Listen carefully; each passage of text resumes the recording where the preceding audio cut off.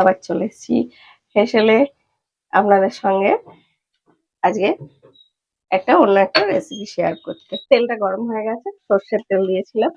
আর এবার দিয়ে দেবো মাছ। একটা রুই মাছ দাগা পেটি নিয়েছি 4 টুকরো। আর নিশ্চয়ই আমার সব বন্ধুরা, ফেসবুক ফ্রেন্ডরা আর যারা অন্য অন্য বন্ধুরা যেখানে আছেন, নিশ্চয়ই সবাই অনেক অনেক ভালো আছেন। আপনাদের আশীর্বাদে আমিও খুব ভালো আছি।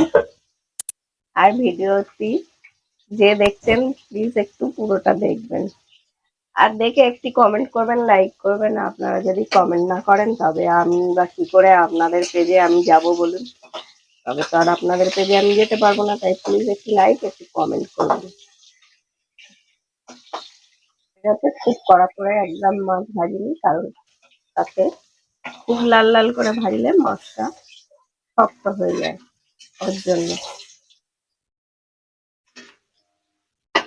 দিয়ে দেবো গোল গোল করে পটল কেটে রেখেছি, ডুমো ডুমো করে আলু কেটে রেখেছি, দিয়ে এগুলো ভেজে নেবো আমরা। আর যে সকল বন্ধুরা পেজে কাজ করেন নিশ্চয়ই জানেন ভিডিওটা মোটামুটি কিছুটা না দেখলে কোনোই পেজে লাভ হয় না। তাই প্লিজ আমি আপনাদের কাছে সবাই কাছে অনুরোধ রইল, মোটামুটি পুরোটা না দেখেন, কিছুক্ষণ অন্তত ভিডিওটা দেখে কমেন্ট করবেন আর লাইক করবেন। এমনিতে আমার পেজের রিচটা খুব কমে গেছে, তাই আপনাদের কাছে এইটুকু অনুরোধ যে যারা দেখছেন ভিডিওটা একটু প্লিজ একটু দেখবেন। আলুটা বেশ ভালো করে ভাজা হয়ে গেছে। এটা নিশ্চয়ই এখন দেখবেন পটল খেতে ভালোই লাগে না। আর কি বা করবো, এত চারিদিকে বৃষ্টি হচ্ছে, কি বলবো, এমনিতে জল ছাড়ছে, সেই জন্য আপনার সব জায়গায় প্রচন্ড সমস্যা। আর একটু তেল দিয়ে সব জায়গায় ডুবে গেছে। দুদিন পরে আমরা সবজিপাতি পাবোই কিনা সেটাই জানি না। মানুষের যখন দেখাচ্ছে, অল্প করে তেল দিলাম যেহেতু আমাদের ভাজা হয়ে গেছে সবজিটা। এবার দিয়ে দেবো পেঁয়াজটা। একটা বড় সাইজের পেঁয়াজ আমি এরকম কুচিয়ে নিচ্ছি।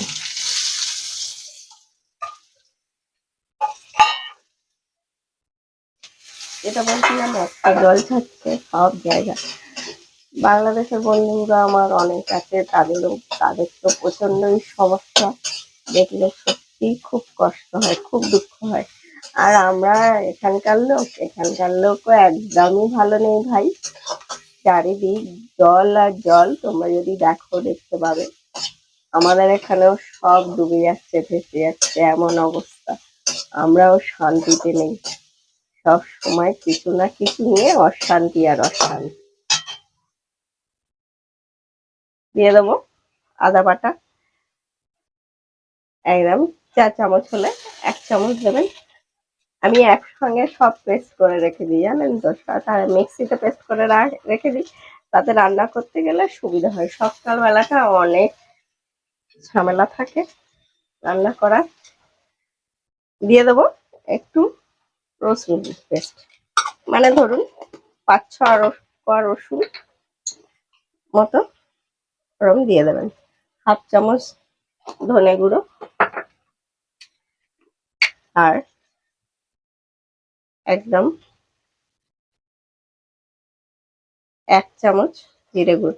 1 চামচ বলে আমি 2 চামচ দিচ্ছি, মনে করবেন না। এটা আমার চামচটা ছোট, 4 চামচ হলে 1 চামচ। একটা আন্দাজ মতো দেবেন। আমরা যারা রান্না করি মোটামুটি আমরা সবাই একটা আন্দাজ জানি, সেই অনুযায়ী নিশ্চয়ই দেবেন। আর দিয়ে দেবো হলুদ,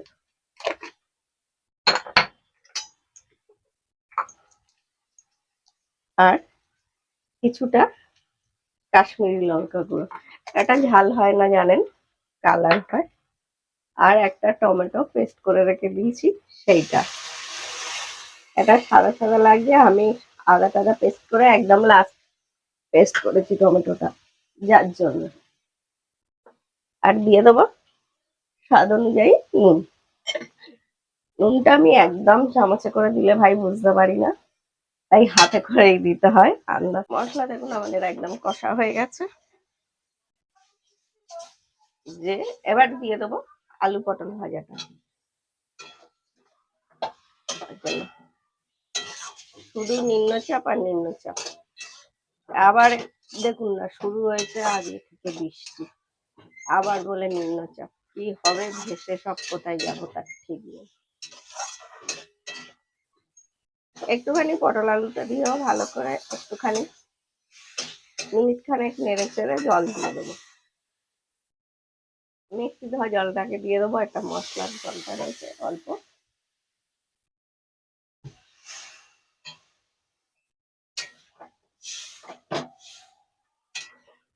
তো তারা থাকে সকালবেলা, কাল যেমন আমার ছেলে বেরোলো 8টা, তখন ভাত দেয়া।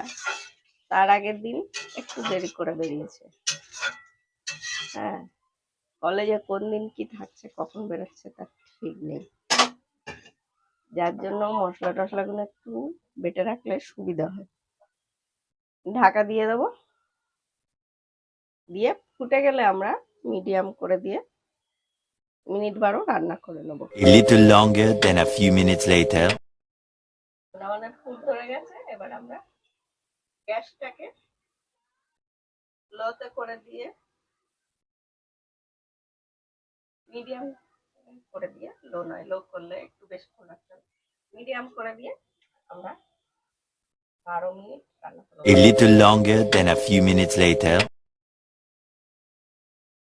ফিরে এলাম এবং বেশ ঝোলটাও গাঢ় হয়ে গেছে, আর আলু পটল সব একদম সেদ্ধ হয়ে গেছে। গ্যাসটা আমি কমিয়ে রেখেছি, নাহলে আরো বড্ড ঝোলটা শুকিয়ে যাবে, কারণ বেশ ঝোলটা গাঢ় হয়ে গেছে। আর দিয়ে দেবো একটু গরম মশলা।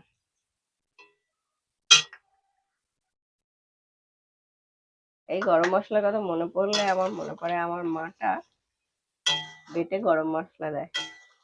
এখনো খুব একটা মা আর পারেন না, বাটে না, তখন মাংস তরকারিতে বেটে গরম মশলা দিত, তার একটা আলাদা স্বাদই জানে। 1 মিনিট ঢাকা দিয়ে দেবো। 1 minute later. একদম হয়ে গেছে, খাওয়ার জন্য রেডি।